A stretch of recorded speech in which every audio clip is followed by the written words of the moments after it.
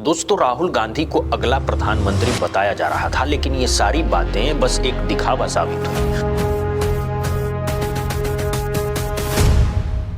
शुरुआत होती है वोट चोरी के आरोपों से। Election of Haryana was stolen। फिर बिहार चुनाव से ठीक पहले बड़ी बड़ी यात्राएं और बड़े बड़े वादे सामने आते हैं। नरेंद्र मोदी और अमित शाह को, आरएसएस की सरकार को हिंदुस्तान से हटाएंगे। माहौल ऐसा बन जाता है कि लोगों को लगने लगता है कि बस अब तो ये नेक्स्ट पीएम ही हैं। Rahul Gandhi will be the next prime minister of this country. पर पीएम बनना तो दूर, राहुल गांधी एक बार फिर से मीम्स का निशाना बनने लगे। तो आज की इस वीडियो में गहराई से समझते हैं कि आखिर राहुल गांधी के साथ गलत कहां हुआ। देखिए, 7 सितंबर 2022 को राहुल गांधी एक सफर शुरू करते हैं जिसका नाम था भारत जोड़ो यात्रा। कोई शक्ति इस पद यात्रा को नहीं रोक सकती, क्योंकि ये पद यात्रा हिंदुस्तान की आवाज है। इस यात्रा से पहले राहुल गांधी की छवि सिर्फ एक मीम बनकर रह गई थी। कोई भी उन्हें सीरियस नेता नहीं मानता था। ऊपर से उन्होंने कांग्रेस अध्यक्ष का पद भी छोड़ दिया था। हालात तो ये थे कि 2019 की हार के बाद राहुल गांधी जैसे गायब ही हो गए थे और सबको यही लगने लगा था कि अब शायद वो राजनीति में कभी वापसी नहीं करेंगे। The opposition Rahul Gandhi was skipping the government's Independence Day program at the Red Fort and accused the Congress of insulting the nation and the armed forces with his 2022 में राहुल गांधी की वापसी होती है।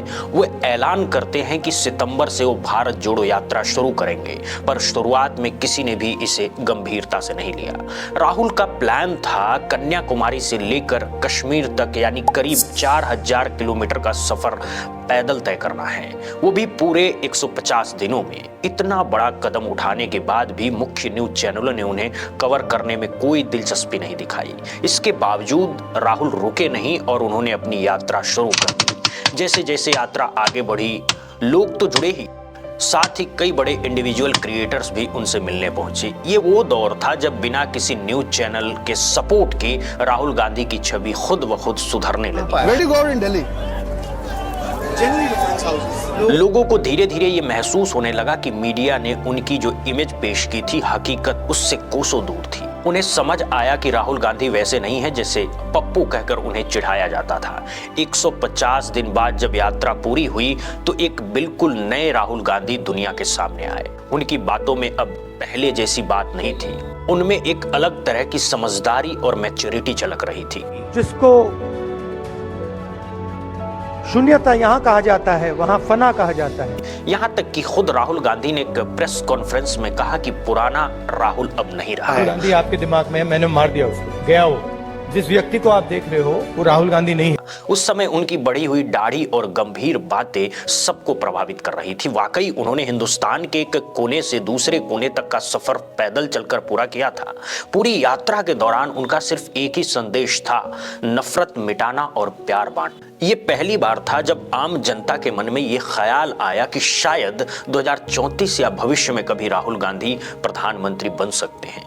इस यात्रा से पहले तो लोग उनके बारे में ऐसा सोचना भी फिजूल समझते थे। आपके लिए मैं पप्पू हूँ। लेकिन इस यात्रा के बाद जनता का नजरिया पूरी तरह बदल गया। लोगों को अब यकीन होने लगा था कि राहुल गांधी वाकई पीएम पद के दावेदार हो सकते हैं, क्योंकि वो पप्पू वाली छवि पीछे छोड़ चुके थे। दुनिया के सामने अब राहुल गांधी की असली और एक सुलझी हुई पर्सनालिटी थी। इसी दौरान कई बड़े बड़े एजुकेटर्स और बुद्धिजीवी भी खुलकर राहुल गांधी की तारीफ करते नजर आए। मेरा अपना मानना है कि आज से 10-15 साल बाद हम इन दोनों को पीएम के रूप में देखेंगे। फिर आता है मई 2023, जब कर्नाटक में विधानसभा चुनाव का बिगुल बजता है।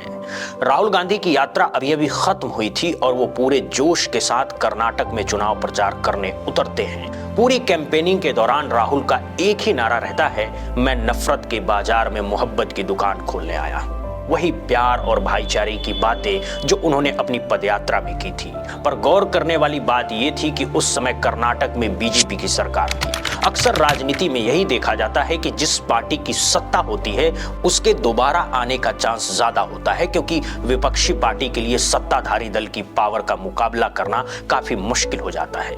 यही वजह थी कि ज्यादातर जानकारों को लग रहा था कि राहुल गांधी चाहे जितना भी जोर लगा ले या उनका प्रभाव कितना भी बढ़ गया हो, पर वो बीजेपी को हरा नहीं पाएंगे। 2023 में जब कर्नाटक चुनाव के नतीजे आए तो सब दंग रह गए।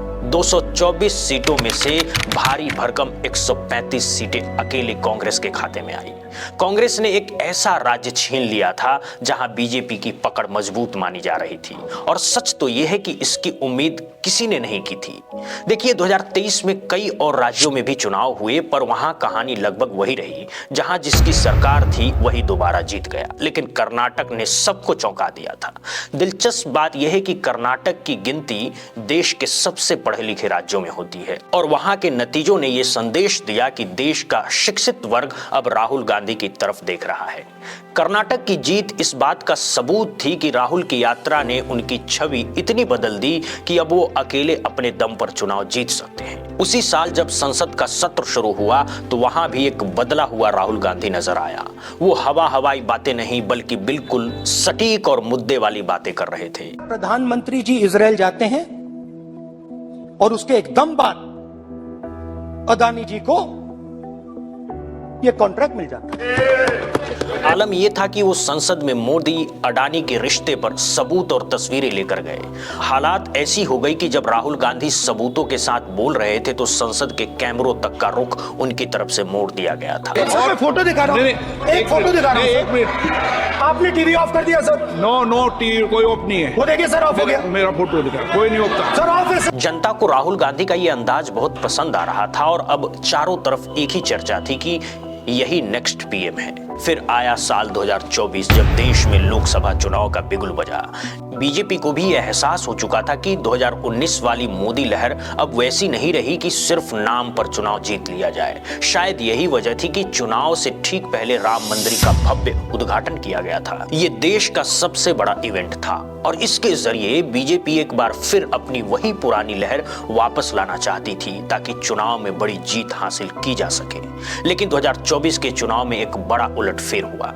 बीजेपी अयोध्या वाली सीट ही हार गई। BJP lost in Faizabad constituency that has Ayodhya. पूरे चुनाव में जो पार्टी 400 पार के नारे लगा रही थी वो सिर्फ 240 सीटों पर सिमट कर रह गई। दूसरी तरफ कांग्रेस को 99 सीटें मिली। राहुल गांधी जो 2019 की हार के बाद सक्रिय राजनीति से दूर लग रहे थे, वो इस बार 2 सीटों से चुनाव लड़े और दोनों ही जगह भारी बहुमत से जीत हासिल की। हालांकि जोड़ तोड़ करके बीजेपी ने अपनी सरकार बना ली और नरेंद्र मोदी एक बार फिर प्रधानमंत्री बन गए, लेकिन इसके बावजूद कांग्रेस इस जीत का जश्न ऐसे मना रही थी जैसे सत्ता उन्हीं के हाथ लगी हो। कांग्रेस के इस आत्मविश्वास की वजह थी उनकी सीटों का दोगुना होना। 2014 और 2019 में कांग्रेस 50 सीटों के आसपास अटकी थी, जो इस बार बढ़कर लगभग 100 हो गई थी। ये सब राहुल गांधी के उस प्रभाव की वजह से मुमकिन हुआ जो उनकी यात्रा ने लोगों के दिलों पर छोड़ा था।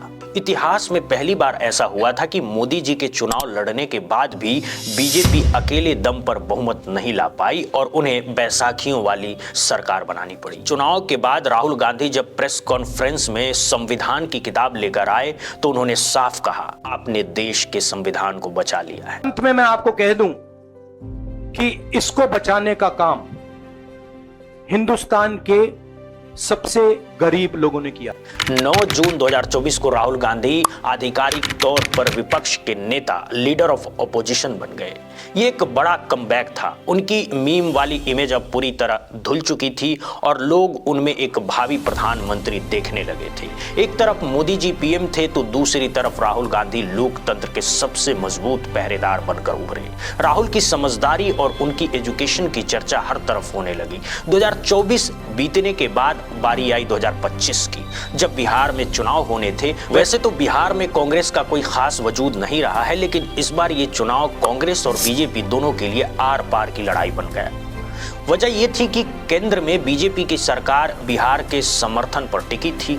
अगर बिहार चुनाव में एनडीए का प्रदर्शन खराब रहता तो दिल्ली की सरकार गिर सकती थी और राहुल गांधी गठबंधन के सहारे पीएम बन सकते थे। यानी बिहार के नतीजे तय करने वाले थे कि दिल्ली की गद्दी पर कौन बैठेगा। चुनाव से 3 महीने पहले 17 अगस्त को राहुल गांधी ने वोट चोरी का मुद्दा उठाकर खलबली मचा दी। Here there is clear proof, 100% proof that elections are rigged in India. Not 99%, 100%. We are saying that there is the integrity of the election system in India is gone. This, what has happened in Mahadeva. अगस्त के पूरे महीने वो लगातार press conference करते रहे और चुनाव आयोग तक को कटघरे में खड़ा कर दिया, जिसका जवाब देना सरकार के लिए मुश्किल हो गया था। अब आप माहौल देखिए, एक तरफ वोट चोरी का शोर मचा हुआ था और जनता के बीच ये चर्चा तेज थी कि बीजेपी धांधली करके चुनाव जीत रही है। इसी बीच बिहार चुनाव नजदीक आ गए। सबको लगने लगा कि अगर बिहार में एनडीए की हार हुई तो केंद्र की सरकार गिर जाएगी और राहुल गांधी 2025 में ही प्रधानमंत्री बन सकते हैं। लोगों का मानना था कि राहुल गांधी अब पूरी तरह तैयार और मैच्योर हो चुके हैं और उनके काम करने का तरीका उन्हें सीधा सत्ता तक ले जाएगा। उस समय सोशल मीडिया पर भी राहुल के समर्थन में लहर चली थी। राहुल गांधी ने वोट चोरी के इस मुद्दे को बिहार की गलियों तक पहुंचाया और वहां वोट यात्रा भी निकाली। लेकिन जब बिहार चुनाव के नतीजे सामने आए तो सब कुछ पूरी तरह उलट पुलट हो गया। एनडीए ने उम्मीद से कहीं ज्यादा रिकॉर्ड सीटें हासिल की।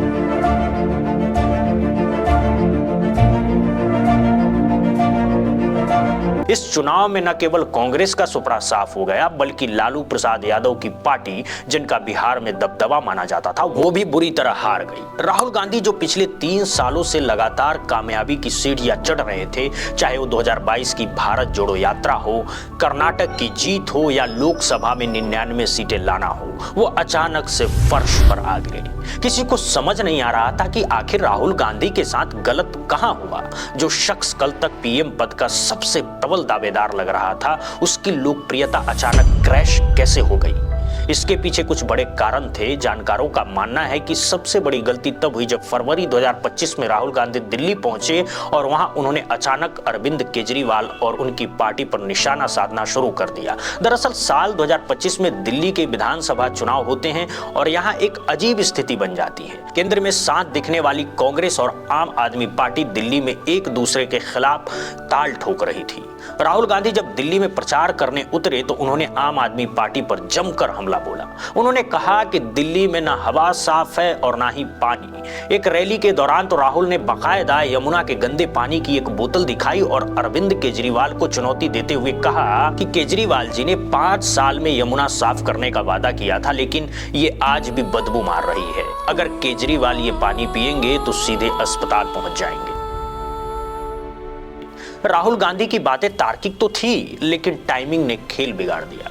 जनता इस बात से कंफ्यूज थी कि जो पार्टियां 6 महीने पहले लोकसभा चुनाव में हाथ मिलाए खड़ी थी, वो अचानक राज्य चुनाव के लिए एक दूसरे की जानी दुश्मन कैसे बन गई। नतीजतन विपक्ष के बीच के इसी टकराव का फायदा बीजेपी को मिली और वो दिल्ली की सत्ता पर काबिज हो गई। यही हाल बिहार में भी देखने को मिला। वोट चोरी के मुद्दे पर राहुल ने जो माहौल बनाया था, उससे ऐसा लग रहा था कि 2019 की मोदी लहर जैसी अब राहुल लहर आ गई है। लेकिन जब चुनाव प्रचार अपने चरम पर था तो राहुल गांधी अचानक 1 महीने के लिए विदेश दौरे पर चले गए। जब बीजेपी के दिग्गज नेता बिहार की गलियों में पसीना बहा रहे थे, तब राहुल की गैर मौजूदगी ने विपक्षी गठबंधन यानी महागठबंधन को कमजोर कर दिया। चुनाव के दौरान ये भी दिखा कि राहुल और तेजस्वी के बीच वो तालमेल नहीं था जो लोकसभा में दिखा था।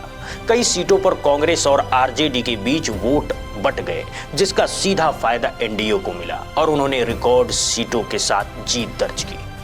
आज की तारीख में राहुल गांधी की इमेज पहले जैसी मीम वाली तो नहीं रही। लोगों ने ये मान लिया है कि वो एक मैच्योर और पढ़े लिखे नेता हैं जो आने वाले 10-15 सालों में देश के पीएम बन सकते हैं। लेकिन 2025 में जो अचानक डाउनफॉल आया, उसकी वजह उनकी छोटी छोटी राजनीतिक गलतियां और चुनाव के बीच में उनका गायब हो जाना था।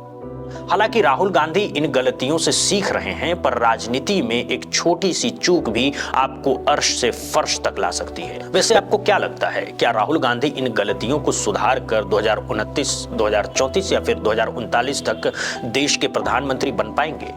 अपनी राय कमेंट सेक्शन में जरूर बताइएगा। मिलते हैं अगली वीडियो में, तब तक के लिए धन्यवाद।